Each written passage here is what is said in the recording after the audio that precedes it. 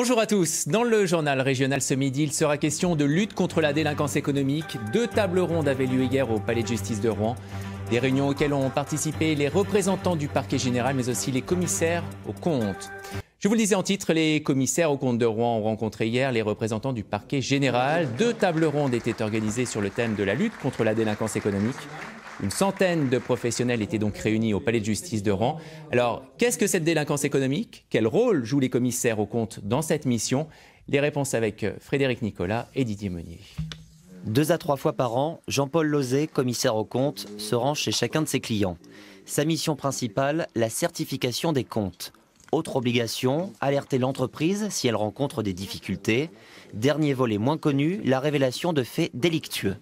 On peut se tromper de caisse, mais le répéter, on ne se trompe plus. Nous sommes un petit peu comme les radars, si vous voulez, sur la route. Nous sommes là, voilà. Ça flash pas, ça flash pas. Si ça flash, le mieux, c'est de pouvoir en discuter avec le dirigeant et de pouvoir corriger les choses avant qu'il ne soit trop tard. Un rôle de vigie donc, avant une éventuelle transmission au pouvoir judiciaire. Parmi les faits susceptibles d'une poursuite pénale, le détournement de fonds, l'abus de confiance, les fausses factures ou encore la non-présentation de comptes à l'Assemblée générale de la société. Nous sommes maintenant chez PwC, le plus gros cabinet de commissaires aux comptes de la région. Une vingtaine d'experts, peu dans les bureaux. Il faut dire que l'essentiel de l'activité se fait sur le terrain.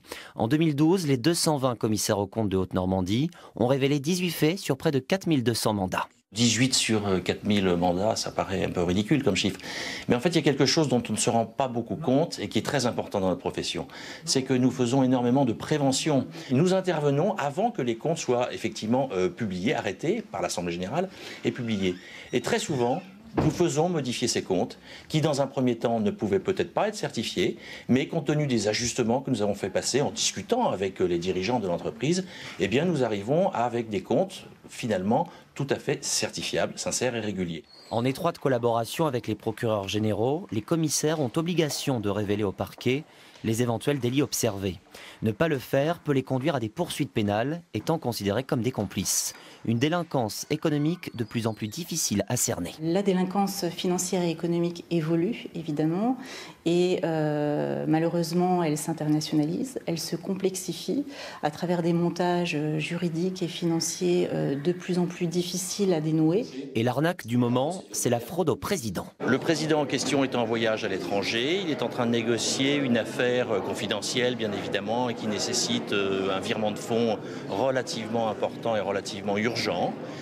Et puis, si la personne qui est en face de lui, qui a le pouvoir de signer, ne prend pas toutes ses précautions, il peut se faire avoir.